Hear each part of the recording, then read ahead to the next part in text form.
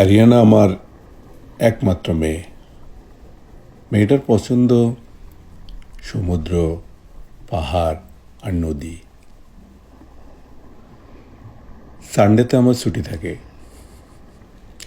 মাঝে মাঝে সানডেতে মেয়েটাকে নিয়ে আমি সমুদ্রের পাড়ে বেড়াতে যাই। একদিন লক্ষ্য করলাম মেয়েটা সমুদ্রের পাড়ে কি যেন নির্মাণ করে।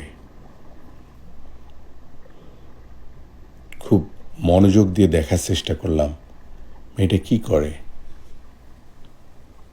পরে বুঝতে পারি মেয়েটা একটা বাড়ি নির্মাণ করছে। আমারও মাঝে মাঝে মনে হয় প্রতিটা মানুষের স্বপ্ন এই পৃথিবী থেকেও বড়।